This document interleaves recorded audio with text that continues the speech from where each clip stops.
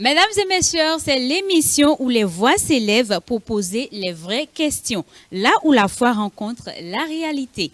Aujourd'hui, nous parlons d'un défi que beaucoup de jeunes chrétiens affrontent en silence.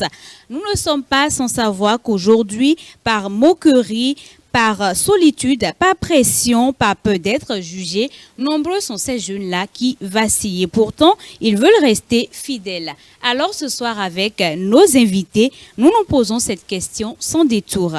Comment tenir bon dans un monde qui rejette Dieu ? Comment tenir bon dans un monde qui rejette Dieu? Comme d'habitude, nous allons commencer par les présentations. Je commence par ma droite. Bonsoir, prophète Fremont, soyez les bienvenus. Je vous prie de vous présenter à nos chers téléspectateurs. Je suis le responsable des églises ministère Palais Royal de Restauration. Je suis écrivain, conférencier et chef d'entreprise. Nous sommes ravis de vous avoir sur ce plateau aujourd'hui. Prophète Alban, soyez les bienvenus également. Merci, madame. Présentez-vous à nos chers téléspectateurs. On m'appelle le prophète Alban. Je suis le fondateur du ministère évangélique de la régénération des âmes à Christ. D'accord, soyez aussi les bienvenus. Merci, madame. Je le disais tantôt, on parle de comment tenir bon dans un monde qui rejette Dieu. Déjà, pensez-vous que ce monde rejette Dieu ? Oui, bien sûr, ce monde rejette Dieu parce que vous allez voir que tout le monde dans notre environnement, tout le monde n'accepte pas Dieu, c'est-à-dire Christ. D'accord. Prophète, je suis à vous. Trouvez-vous que le monde d'aujourd'hui rejette notre Créateur ? Oui, moi je pense tel que avant même que le Christ ne soit manifesté, le monde rejetait le Créateur depuis le temps d'Adam, où Adam a péché. Et il y a une forme de dysfonctionnement de la terre. Et la terre s'est divisée carrément en deux. Il y a une partie qui accepte Dieu, le Créateur, et une partie qui le rejette. Un Dieu est tellement grand et amour, n'empêche qu'il reste qui il est. D'accord. Aujourd'hui, puisqu'on parle des jeunes, quels sont les véritables défis auxquels sont confrontés les jeunes dans le monde ? Les jeunes chrétiens ou bien les jeunes... Les jeunes chrétiens. Je pense que de façon générale, les jeunes sont exposés à une forme de développement rapide qui a changé complètement les valeurs. Maintenant, le jeune chrétien est confronté à la sécularisation, c'est-à-dire l'augmentation agressive de la laïcité. Et en dehors de ça, il y a le matérialisme qui se développe et les gens ont maintenant goût à la richesse effrénée, au gain facile. Et la jeunesse est exposée à toutes ces choses-là, voyez-vous. Il y a beaucoup d'autres. Je ne peux que citer que ceux-là. Ils sont confrontés par exemple à la pression sociale, particulièrement par les réseaux sociaux aujourd'hui, qui est un instrument puissant par lequel le diable arrive à enfermer les jeunes, et ceux qui sont éclairés, au lieu d'être enfermés, et ils sont libérés et ils libèrent d'autres. On va parler de modernité. Oui, de modernité. Prophète Alban, je suis à vous. Quels sont les défis auxquels se retrouvent les jeunes chrétiens dans le monde ? Pour enchérir ce que mon collègue a dit, le prophète Fremont, nous pouvons dire que les jeunes chrétiens font face à la pression de la culture. D'accord. Ils font face à la pression de la culture et il y a du manque de l'accompagnement spirituel. Et vous allez voir que, comme il a dit, les réseaux sociaux aussi agissent réellement sur le jeune chrétien. Et ils n'arrivent pas à concilier entre la foi et la vie quotidienne. Il y a un mélange. D'accord, mais est-ce qu'on peut réellement arriver à concilier les deux ? Oui, on peut y arriver. Comment? On peut y arriver si le jeune chrétien se met réellement à étudier la parole de Dieu. D'accord. Vous pensez que si le jeune chrétien apprend à réellement étudier la parole de Dieu, ça peut l'aider à tenir bon dans le monde? Oui, parce que notre royaume fonctionne par la connaissance. Et quand les jeunes auront assez de connaissances, quand ils seront assez outillés, je prends l'exemple, quand la Bible dit dans le livre de Romains chapitre 12, verset 2, la Bible dit clairement, ne vous conformez pas au siècle présent, mais soyez transformés par le renouvellement de l'intelligence pour avoir la capacité de discerner ce qui est bon, la volonté parfaite de Dieu. Si un jeune s'approprie cela, clairement, il est assez outillé pour se défendre. Aujourd'hui, on remarque qu'on est plus dans le monde en tant que jeunes chrétiens. Nous sommes plus dans le monde que dans le monde des païens que dans l'environnement spirituel. Comment un jeune peut arriver à se sentir à l'aise dans ces deux mondes-là, surtout quand il se retrouve avec les païens? Aujourd'hui, on les voit, ils mènent des vies luxueuses parce qu'ils ont tout. Ils mènent des pratiques vraiment pas catholiques. Nous, jeunes, nous sommes là, nous voyons tout ça, mais comment ne pas sombrer? Oui, je pense toujours que notre repère sera toujours la parole de Dieu, d'où nous régnons dans ce royaume par la connaissance. Si le jeune sait par exemple que Dieu a dit que vous êtes dans le monde, mais vous ne faites pas partie du monde, s'il est éclairé par rapport à ça, il sait, il ne se laisse pas influencer, lui, il influence. Parce que dans ce monde-là, soit tu te laisses influencer, ou soit tu influences. Donc, le jeune qui est assez instruit dans la parole de Dieu peut s'en sortir. Instruire seulement dans la parole de Dieu, est-ce qu'il n'y a pas des attitudes, des habitudes à adopter? Oui, c'est qu'il doit comprendre les valeurs. S'il comprend les valeurs de notre royaume, il applique ces valeurs-là et il devient un exemple, il devient un leader, il devient un maître disciple qui va faire d'autres disciples comme lui. D'accord. Prophète Freeman, c'est prophète allemand, je m'excuse. Selon vous, quelles sont les valeurs que doivent conserver le jeune chrétien pour pouvoir rester fidèle? On ne cessera jamais de faire référence à la parole. Parce que sans la parole, tout est basé sur la parole. Sans la parole, le jeune chrétien ne peut pas s'en sortir. Après la parole, il faut qu'il s'entoure des personnes chrétiennes, des personnes qui sont dans le Seigneur, qui maîtrisent réellement la chrétienté. Mais si le jeune chrétien ne s'entoure pas des personnes qui sont les mêmes valeurs que lui, il va sombrer. Mais parfois, on ne choisit pas forcément son environnement. Quand on va travailler et qu'on se retrouve dans un monde purement païen, alors qu'on passe plus de temps là-bas que dans l'environnement spirituel. Il doit faire recours à sa foi. D'accord. Il doit faire recours à sa foi. Il avait dit, nous sommes dans le monde, mais nous ne sommes pas du monde. Il doit savoir que lui doit faire la distinction parmi eux, forcément, pour s'en sortir. Est-ce qu'on peut se faire accepter par ceux qui sont dans le monde? Oui, bien sûr. En maintenant nos valeurs chrétiennes. Oui, bien sûr, en ayant le discernement, l'esprit de discernement, on peut s'en sortir. Expliquez-nous cette partie-là. Par exemple, moi, je suis issu d'une famille où c'est purement le fétichisme. D'accord. Et c'est le vaudou qu'ils adoptent dans ma famille. Et par la plus grâce, je suis le seul que Dieu a choisi dans la famille. Et j'ai été rejeté par mes frères. J'ai été rejeté par mes soeurs. Mais parce que l'appel de Dieu est sur moi, je me suis fait imposer à la famille. D'accord. Peut-on être chrétien et travailler avec des païens? Moi, je pense que on est obligé de travailler avec les païens. Les chrétiens qui pensent qu'ils ne vont travailler dehors qu'avec d'autres chrétiens, ils se sont trompés de mission. Et les jeunes doivent comprendre ça très tôt. Que le jeune chrétien est d'abord un missionnaire. Que nous sommes appelés pour aller gagner les nations. Donc, un jeune étudiant, par exemple, sa nation, c'est l'université. Et s'il a ça en tête, il s'impose, comme mon frère vient de le dire. En famille, il s'impose. À l'école, il s'impose. Parce que l'esprit que nous avons reçu, n'oubliez pas, ce n'est pas un esprit de peur ni de timidité, mais de courage, de force et de sagesse. Donc, si le jeune est enflammé, il est enflammé comme quelqu'un qui brûle pour Dieu, il va donner son feu aux autres. Il va s'en sortir, les autres vont l'accepter. D'ailleurs, il n'y a pas de demi-mesure. Tu dois être tellement enflammé pour que la vérité que tu transportes, les valeurs chrétiennes que tu transportes, s'imposent à ton environnement. Sinon, c'est toi, au lieu d'être celui qui va impacter les autres, tu te laisseras influencer. On entend souvent que quand on va quelque part et que les gens qui sont là marchent avec la tête, il faut aussi marcher avec la tête. Donc, est-ce que quand tu vas te retrouver en tant que chrétien dans un environnement de corruption, c'est ce qui se fait, Mais tu viens. Qu'est-ce que tu fais, toi? Je parlais toujours de valeurs.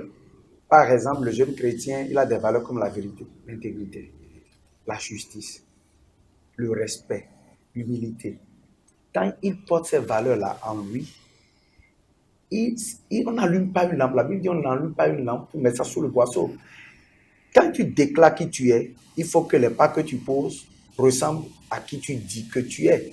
C'est ainsi que les gens sauront que celui-là, c'est un chrétien. Mais n'oublions pas, Jésus a dit, le monde m'a haï, on va vous haïr aussi. Donc, si tu le sais dans ta tête, tu n'as pas peur des retours. Parce que si tu imposes le standard de Dieu quelque part, là où les ténèbres régnaient, ils vont bousculer un peu. Mais la Bible dit, résister au diable, il fuira loin de vous. Et tu deviendras la lumière. Toi, tu deviendras la lumière au milieu d'eux. Parce que c'est pour ça que Dieu t'a appelé à être lumière pour les autres, pour éclairer. Prophète Alban, on dit que que c'est la corruption qui marche, que c'est comme ça on arrive à se faire beaucoup d'argent. Je suis jeune chrétien, je me retrouve dans ce milieu-là. Comment dois-je me tenir? Et je vais ajouter, je gagne cet argent-là et puis je viens donner la dîme à l'église.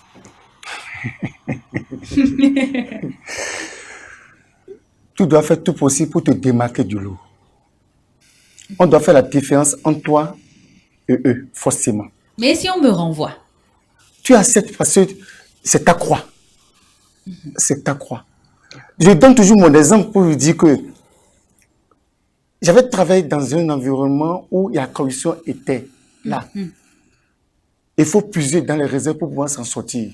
On ne touche pas les salaires. On laissait le salaire là, on touchait. Mais quand Dieu m'a touché, je suis obligé maintenant de faire face à la réalité. Je dois tourner dos à la corruption et vivre selon ce que Dieu envoie. Mais quand vous voulez toujours vivre selon la corruption, c'est comme si vous bâtissez votre maison au bord de la mer. Ça va s'effondrer. D'accord. À la fin de l'année, mes collègues ont organisé une petite fête et il se fait qu'on doit se retrouver en boîte de nuit en tant que chrétien. Ouais. Et pour ne pas mettre mal à l'aise mes collègues et tout, est-ce que je peux y aller? Et est-ce que là-bas, je ne peux pas les évangéliser? Je vais dire oui, je vais dire non. D'accord. Parce que l'environnement corrompt toujours. Ça dépend du niveau, du degré de ta foi. Si tu n'as pas une foi assise, tu peux facilement être corrompu. Parce que quand tu accompagnes le jeune chrétien dans sa, comment je vais dire, dans ses besoins, c'est que tu veux obligé de le copier. Parce qu'arriver là-bas dans la boîte de nuit, comme vous avez pris comme exemple, Oui. il entend de boire du whisky. Il dit qu'il ne va pas boire. Il dit qu'il ne va pas boire. Oui. Mais arrivé là-bas, il boit. Ah. Tu es obligé de boire. Parce qu'il va dire que non, tu n'es pas là à la mode. Autant mieux de faire le civisme et garder tes principes de base. Et est-ce qu'on ne peut pas être à la mode et amener leurs âmes à Christ? Qu'est-ce que vous appelez être à la mode? Bon, faire comme eux. Non, on ne peut pas faire comme eux. Nous sommes dans le monde. Il a dit, le collègue a dit, nous sommes dans le monde, mais nous ne sommes pas du monde. Nous, les moutons se promènent ensemble, mais ils ne sont pas au même prix. D'accord. On doit se démarquer du lot. D'accord. Vous êtes d'accord avec Tout à fait, prophète? tout à fait, parce que la Bible dit toujours, comme je l'ai dit tantôt, dans le livre de Romains, chapitre 12, verset 2, que nous ne devons pas nous conformer au siècle présent. Et l'apôtre Paul disait à son fils Timothée, sois un modèle. Sois un modèle pour tout le monde, pour les fidèles, en parole et en action. Sois un modèle. Donc, obligatoirement, le jeune là, qu'on appelle en boîte de nuit, s'il est un jeune chrétien qui est réveillé et qui est enflammé pour Christ, des fois, quand tu es assez enflammé, il y a des invitations qu'on ne peut pas te donner. D'accord. Oui, oui, c'est parce que tu es un peu froid, un peu chaud, qu'on peut essayer. Mais si c'est le patron qui organise? Si c'est le patron qui organise, qui sait que toi, tu es un chrétien engagé, c'est les chrétiens les jeunes chrétiens qui ne sont pas engagés et qui facilement, on peut aller vers eux pour leur donner ce genre d'invitation. D'accord. C'est parce que vous n'êtes pas enflammé que, par exemple, vous êtes dans une entreprise, les autres, à midi, qui sont musulmans, ils vont prier. Et toi, tu ne déclines pas ton identité spirituelle. Tu n'es pas enflammé. Si tu es assez enflammé, on sait qui tu es. On sait qu'il y a des choses dans lesquelles on ne peut pas t'appeler. C'est clair, un jeune chrétien, il y a des choses dans lesquelles on ne peut pas l'appeler. Tu es à la mode, on peut être à la mode sans être de la mode. Yes. On peut être à la mode parce que actuellement, là maintenant, c'est Jésus qui est à la mode. C'est Jésus qui est à la mode. D'accord. Quel conseil, puisque les jeunes se retrouvent très fréquemment dans ce genre de cas, quel conseil pouvez-vous leur donner? Nous tous, on a été jeunes écoliers, étudiants. Moi, je me rappelle de mon exemple. On m'avait même surnommé à l'école Saint-Biblo. Wow. Parce que et dans mes comportements, dans mes dires, j'aimais beaucoup faire les blagues, faire les comédies, mais je ne passais pas ce canal pour dire la vérité de la Bible. Et quand ils organisent les journées culturelles, moi j'amène des sketchs, des danses qui parlent, qui mettent en scène les Écritures. Donc, au lieu de suivre leur standard, moi j'ai établi mon standard. Et ça n'a jamais changé. Est-ce que vous ne vous êtes pas retrouvé seul à un moment donné? Oui, à un moment, il faut dire vrai, je me suis retrouvé un peu seul, le temps de gagner d'autres comme moi. Et la balance a changé. D'accord. Quel conseil pouvez-vous donner aux jeunes qui se retrouvent dans ces cas-là? Parce qu'on remarque que ça devient de plus en plus fréquent. Le conseil que je peux donner à ce jeune-là, c'est de s'engager vraiment dans un groupe de service. Et lire régulièrement la Bible. Par exemple, un verset par jour. Un verset par jour. Je pense qu'il peut s'en sortir facilement. D'accord. Quel est le rôle de l'Église dans l'accompagnement des jeunes? L'Église joue un rôle très capital pour un jeune chrétien qui sait vraiment ce qu'il veut.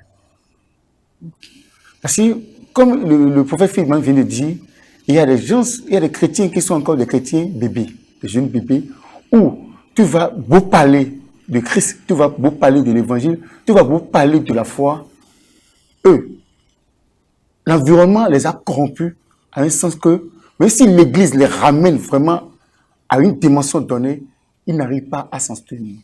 D'accord. Et dans ce cas, quel rôle jouent les parents? Je vais dire, c'est le rôle.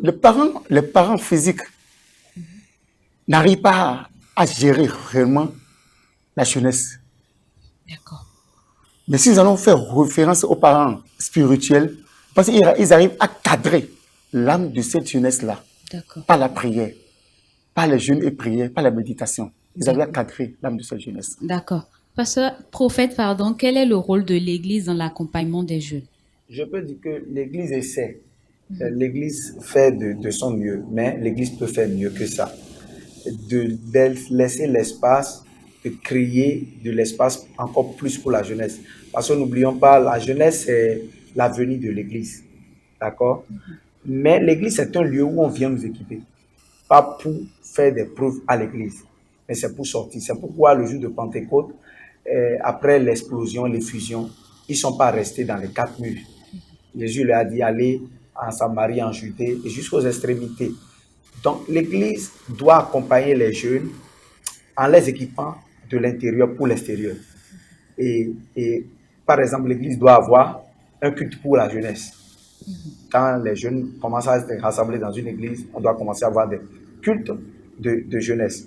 Maintenant, des sorties stratégiques précédées de beaucoup d'intercessions. D'accord? Oui. Pour amener les jeunes à créer leur mood au milieu des ténèbres. Et leur mood là sera une lumière pour transformer. L'objectif, c'est de gagner les âmes. D'accord. Êtes-vous d'accord avec le bien sûr, tout à fait.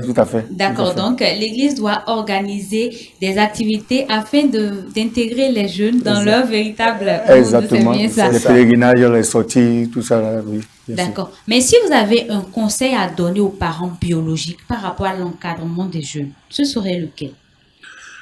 C'est de vraiment ramener la balle à terre et avoir l'amour pour les jeunes, pour pouvoir dialoguer avec les jeunes. Parce que la jeunesse a besoin de dialogue. La jeunesse a besoin de se faire écouter, de se faire entendre. D'accord. Donc, il peut arriver qu'un chrétien engagé peut être faible à un certain moment et avoir recours à ses parents. Bien sûr. Est-ce que le jeune peut avoir recours à ses parents quand il se sent faible? C'est très, très important. C'est pourquoi, en tant que parents, nous devons créer un climat l'atmosphère où les jeunes se sentiront vraiment en sécurité et libres de parler sans être jugés. Dans l'amour notamment, comme disait le prophète Alban, l'amour au centre de tout. Et ne pas attendre des fois qu'ils viennent vers nous, mais de rentrer dans leur monde pour leur faciliter la tâche de s'ouvrir, d'aborder des sujets que hier, nos parents à nous ne voulaient pas aborder avec nous. Si on aborde ces sujets, on va les voir au travers des Écritures pour leur dire, voici ce que la Bible déclare concernant telle chose. Moi, dans notre église, on est tellement ouvert à cette dimension que les premières impulsions où des gens sentent que je suis amoureux, machin, et quelqu'un vient dire à l'autre, ah, on a appris que telle personne est à... La façon dont j'aborde avec les jeunes, la fois dernière, une jeune fille est venue me poser une question directement et pour dire, et je veux comprendre le jeûne et le sexe. J'ai des pulsions.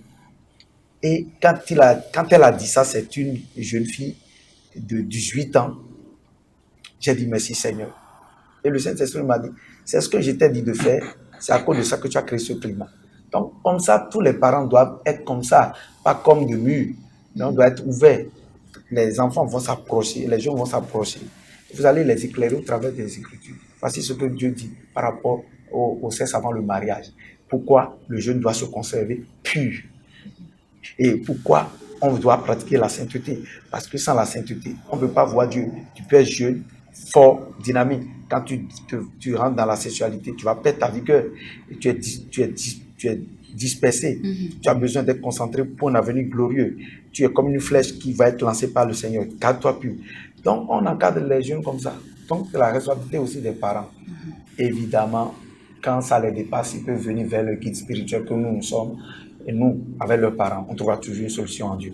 D'accord. Est-ce que les jeunes ne doivent pas aussi rechercher le Saint-Esprit? Oui, c'est très important, le Saint-Esprit. C'est très important. C'est très important. Vous êtes d'accord? Absolument, parce que sans le Saint-Esprit, nous ne pouvons rien faire. D'où l'importance pour les parents, comme pour les bergers, d'aider les jeunes à avoir une relation personnelle avec le Saint-Esprit et avoir une vie d'intimité de prière. Une vie d'intimité. Quand je parle de la prière, je ne vais pas parler seulement à Dieu. Parce que la prière, c'est parler à Dieu et Dieu nous parle. S'ils ont comment on fait et ils savent faire, c'est terminé. Le Saint-Esprit sera le centre et c'est bon. Parlez-nous du rôle du Saint-Esprit dans la vie du jeune. Le Saint-Esprit te permet vraiment... Le Saint-Esprit est là, il te donne les conseils, il te conseille. Il te donne les révélations qu'il faut. Il te donne l'équilibre dont tu as besoin. Il te guide, il t'enseigne. Il te dit de comment tu vas agir, comment tu vas marcher pour t'en sortir. Est-ce que vous avez quelque chose à y ajouter? Non, le prophète Alban a tout dit. Le Saint-Esprit est notre conseiller, il est à la fois notre consolateur. Quand un jeune aura une relation intime vraiment avec le Saint-Esprit, là où il se sentira affligé par ses amis, il sera consolé. Est-ce qu'il y a un verset qui recommande aux jeunes de rester fidèles à Dieu? Bien sûr, il y a par exemple dans le livre de 1 Timothée 4, verset 12 et 2 Timothée 2, verset 20 à 22. Vous pourriez nous lire? Rapidement, 1 Timothée 4, verset 12 dit ceci: que personne ne méprise ta jeunesse, Oui. mais sois un modèle pour les fidèles, en parole, en conduite, en charité, en foi, en pureté. Donc, pour être un modèle pour les fidèles, il faut être fidèle. D'accord, soi-même. d'accord. Avez-vous un verset à y ajouter? On peut dire, je vais prendre dans le livre de Philippiens 4, je pense 13, il dit, je puis tout par celui qui me fortifie. Je puis tout par celui qui me fortifie. D'accord. On va revenir au plateau tout à l'heure. On va suivre notre jeune qui a son histoire à partager avec nous. Il veut que nous l'aidions avec des conseils. Voici l'histoire du jour. Je m'appelle Kevin. J'ai 17 ans. Je suis chrétien depuis mon enfance. Mes parents sont engagés. On a grandi dans la foi. À l'église, tout le monde me connaît. Je joue de la batterie. Je participe au culte de la jeunesse. Je connais les versets par cœur. À l'école, c'est une autre histoire. Mes amis ne sont pas chrétiens. Ils ne vont même pas à l'église. Ils écoutent ce qu'ils veulent. Ils parlent librement comme bon leur semble. Ils vivent comme ils veulent. Et moi, je me sens toujours comme un étranger parmi eux. Au début, je résistais. Je disais non aux mauvaises blagues. Je ne mentais pas. Je refusais certaines sorties. Mais avec le temps, j'ai commencé à céder. Juste pour qu'ils ne se moquent plus de moi. J'ai changé ma façon de parler. Je cache que je vais à l'église et parfois j'invente même des choses pour qu'ils me trouvent normal. Le dimanche, je lève mes mains, mais la semaine, je me fonds dans la foule. Et aujourd'hui, je me sens coupé en deux. Je n'ai pas quitté Dieu, mais j'ai honte d'être différent. Et j'ai peur que si je reste fidèle à Dieu, je perds mes amis. Mais si je continue à jouer un double jeu, je me perds moi-même. Que faire? Nous sommes de retour sur ce plateau et comme nous, vous avez suivi l'histoire du jour. Il dit, j'ai honte, je n'ai pas quitté Dieu, mais j'ai honte. Est-ce qu'on peut ne pas quitter Dieu et avoir honte de son Créateur? Cette personne ne sait pas ce qu'il veut. D'accord. Elle ne sait pas ce qu'il veut. Vous êtes d'accord? Absolument, absolument. Ou bien il a un problème de crise d'identité. Il ne sait pas qui il est. D'accord? Tu es un enfant de Dieu. Si tu es en train de nous écouter, tu nous suis maintenant. J'aimerais te rappeler que toi, tu es un enfant de Dieu. Tu es mis à part. Tu es choisi. Dieu t'a choisi. Et tu dois aussi choisir Dieu au milieu de tes amis. Et Jésus a dit, si quelqu'un le renie devant les hommes, il va le renier aussi devant son Père. Doit-on avoir des amis païens? L'objectif, c'est de les gagner. D'accord. Si tu dois avoir des amis païens pour ne pas les gagner, autant ne pas avoir d'amis païens. Ah, d'accord. Ah oui, ah oui. Vous êtes d'accord? Ah oui, bien sûr, Ah, bien sûr, bien sûr. d'accord, donc- Parce qu'il dit, Dieu a dit, il dit, je vous envoie dans le champ. Je vous envoie. Allez gagner les âmes. Allez parler de ma part. Il nous envoie. D'accord. Donc, si tu vas dans le champ et tu ne peux pas gagner les âmes qui sont dans le champ, autant mieux ne pas aller dans le champ. Donc, on va dire à notre ami que si ce n'est pas pour gagner des âmes, autant ne pas en avoir. Autant ne pas en avoir. Il a Autant dit- ne pas en avoir. Il a dit qu'il va à l'école. Donc, autour de lui, il n'y a que des paniers. Et leur comportement est en train de le gagner. Ça, c'est déjà arrivé. Est-ce que vous trouvez ça normal qu'un chrétien se laisse jusqu'à aller à ce niveau-là? Le premier film on avait dit dès le début qu'un chrétien qui n'est pas engagé va se laisser facilement corrompre. Au milieu de ses collègues, de ses amis, de ses camarades, il doit te montrer qui il est. Est-ce vraiment de sa faute? C'est ça, il faut parce qu'il ne sait pas ce qu'il veut. C'est ça? C'est de sa faute? Je dirais oui, je dirais non. Oui, parce que c'est de lui qu'il s'agit d'abord. D'accord? Et ce n'est pas de sa faute parce que peut-être il n'a pas été assez éclairé, assez équipé pour comprendre que il nous envoie comme des brebis au milieu des loups, mais nous ne sommes pas des brebis qu'on mange parce qu'en nous, il y a un lion. Il doit connaître qui il est.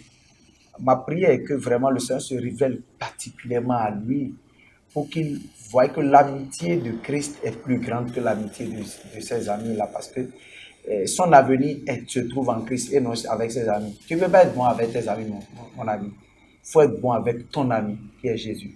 Parce que lui, là, il t'aime. En dépit de tout, il t'aimera. Il n'a que 17 ans. Il n'a que 17 ans.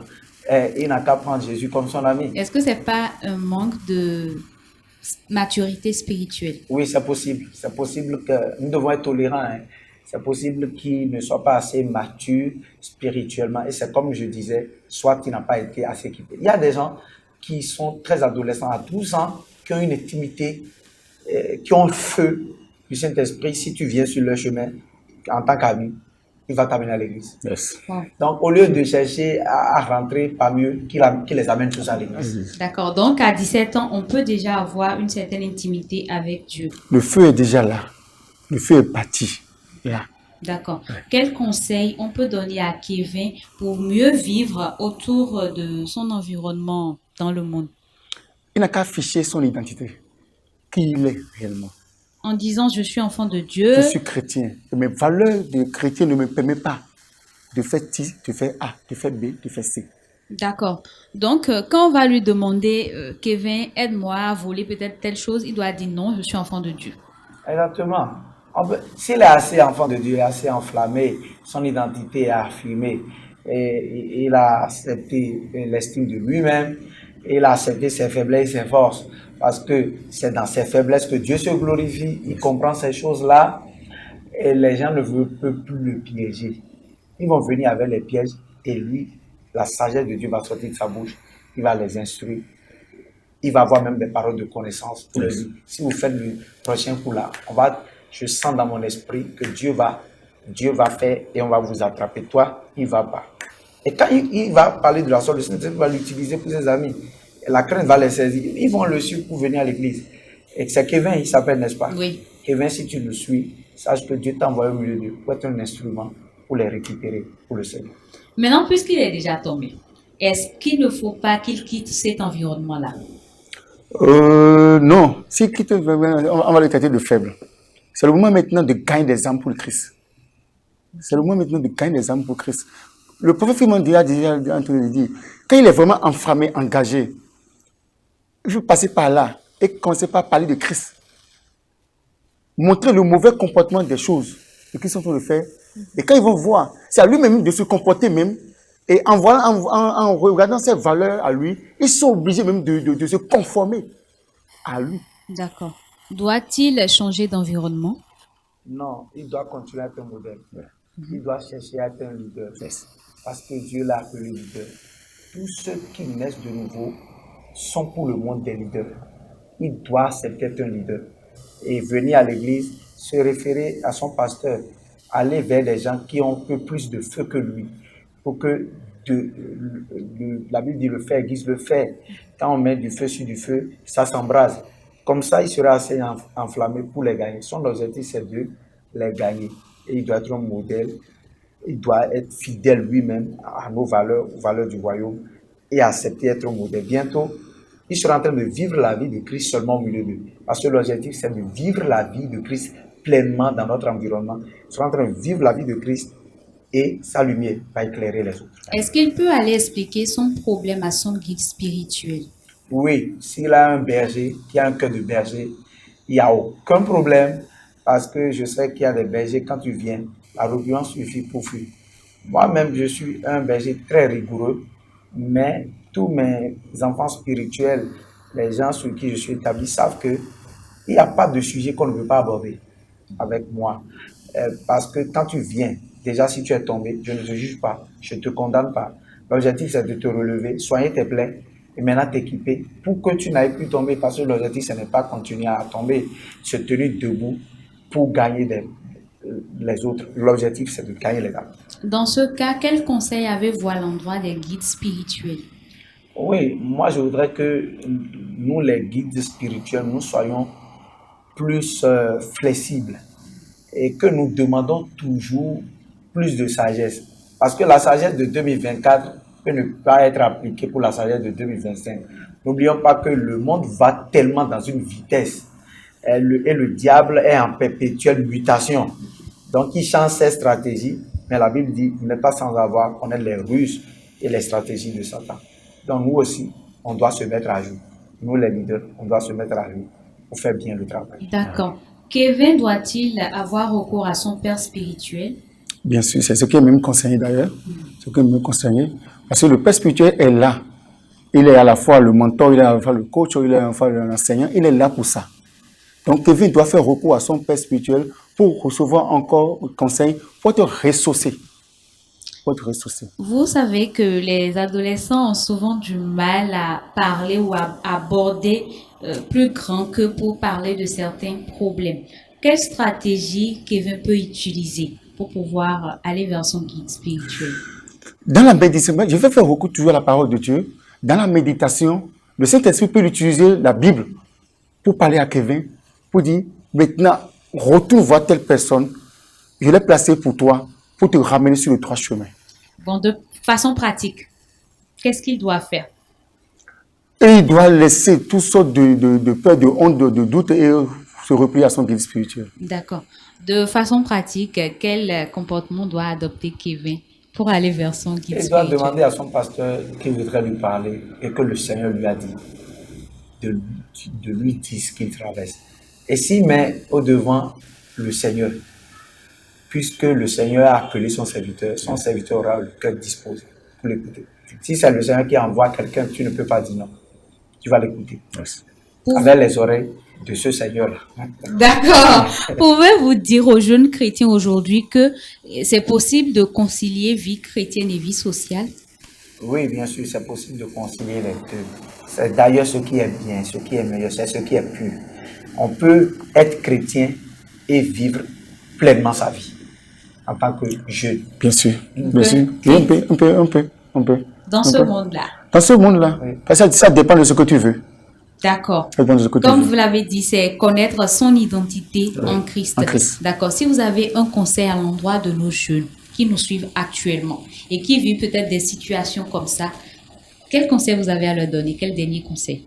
Moi, mon dernier conseil va se référer à la parole de Dieu, de ce que l'apôtre Paul dit à Timothée dans le livre de 2 Timothée, chapitre 2, verset 20, Oui.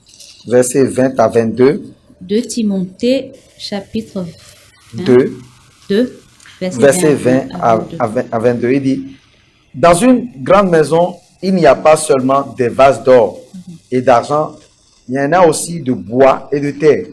Les uns sont des vases d'honneur et les autres sont d'un usage vil. Si donc quelqu'un se conserve pur en s'abstenant de ces choses, il sera un vase d'honneur sanctifié, utile à son maître, propre à toute bonne œuvre.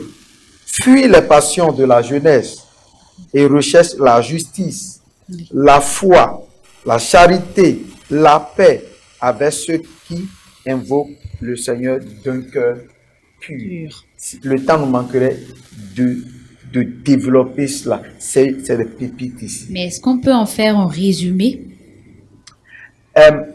Vous devez savoir en tant que jeune quel type de vase vous voulez être. Est-ce que vous serez des vases d'or ou des vases d'argent ou du bois?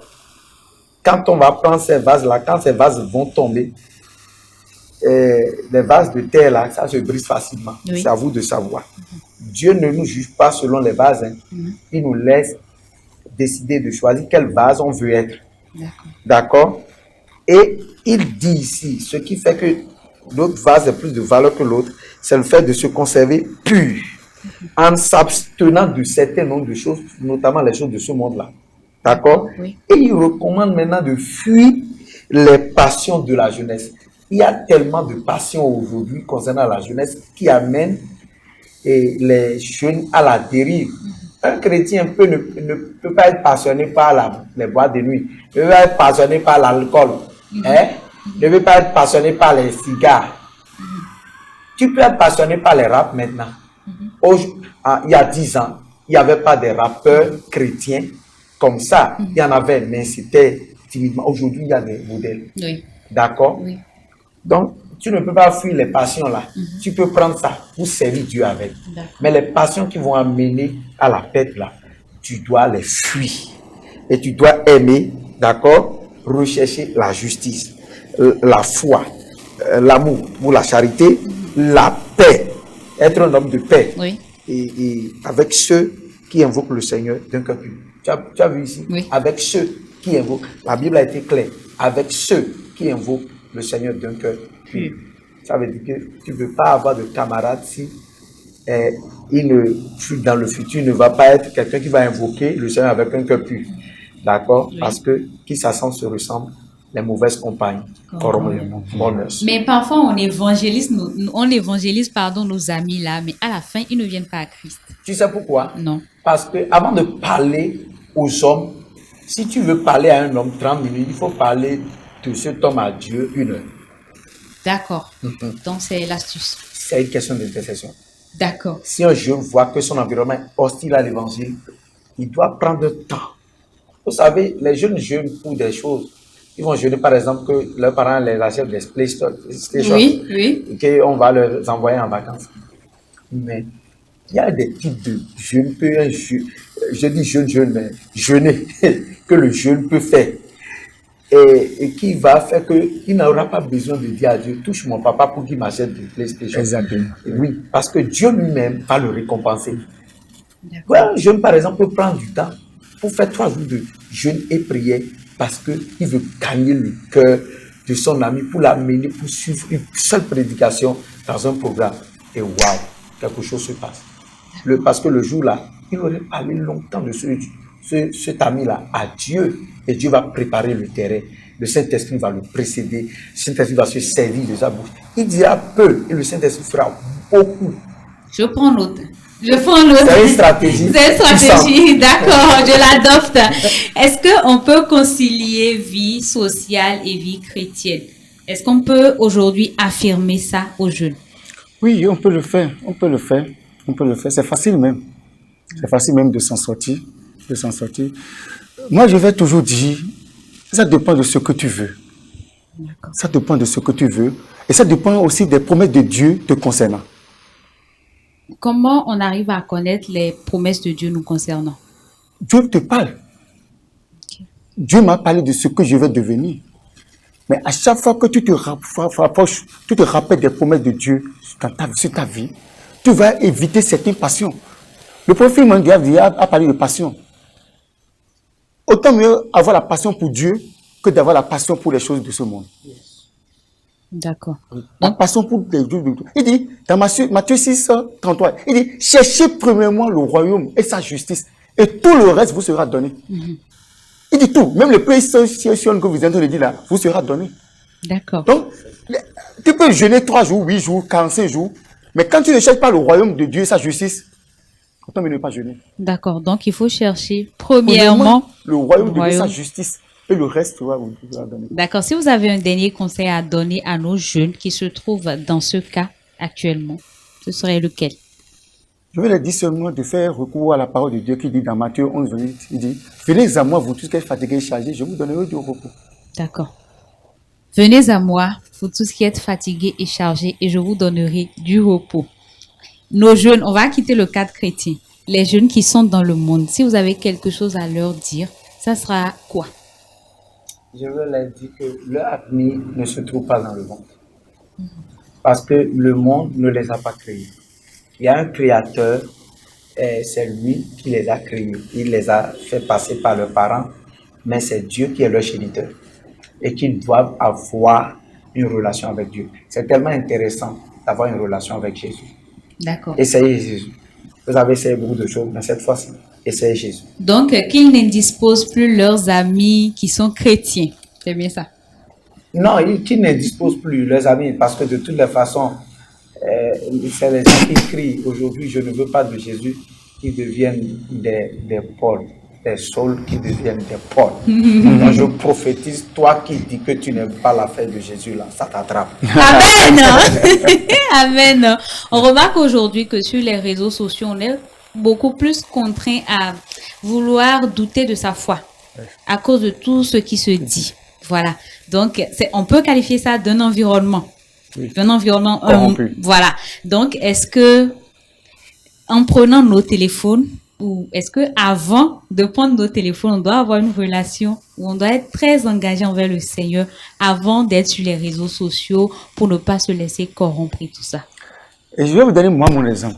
Et chaque fois que je me réveille de mon lit à 4h30, à 5h du matin, je me mets à genoux et je cherche d'abord la face de Dieu avant de toucher mon téléphone pour essayer un message. Et quand le message que j'ai n'est pas important pour moi, je fais ce que je dois faire parce que déjà assis, je dois être dans la maison du Seigneur pour chercher sa face. Pour chercher sa face. Donc, le fait de te réveiller en même temps et prendre ton téléphone, c'est que ça te conduit directement dans le monde. Parce que l'ennemi est là. Il cherche. Le diable dit, Jean 10.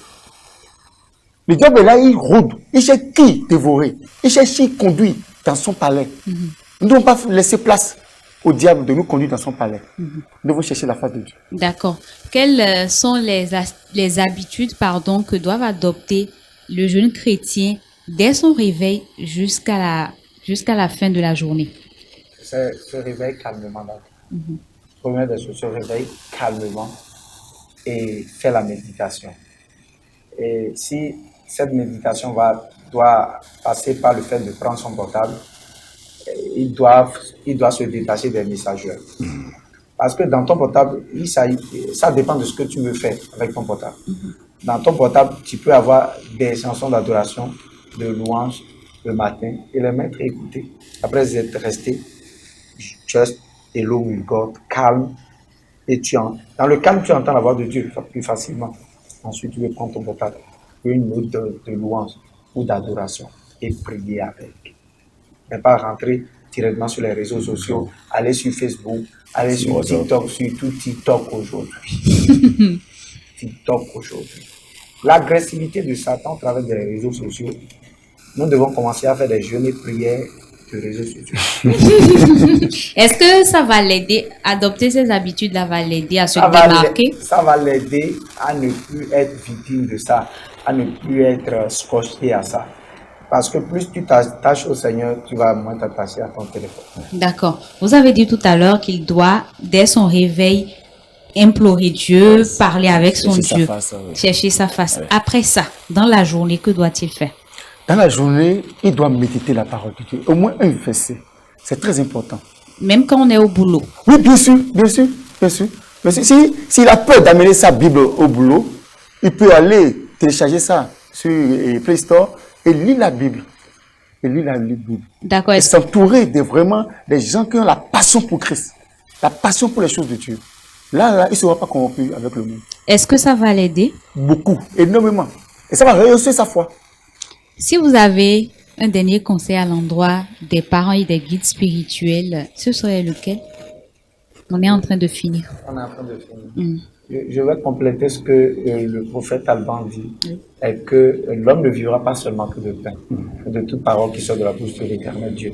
Donc chaque jour, la méditation, prendre une parole, dans cette parole, il peut y avoir la provision de Dieu pour toi, pour toute cette journée. Yes.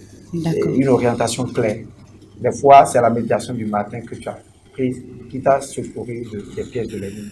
C'est tellement important que le jeune, au réveil, prenne une capsule de la parole de Dieu et va avec. Ce sera son effet ralgant, effervescent. D'accord. Et par rapport aux parents et aux guides spirituels? Bon, par rapport aux parents et aux guides spirituels, n'oubliez pas que nous, parents et guides spirituels, nous jouons un travail de jardinier. Et le jardinier veille.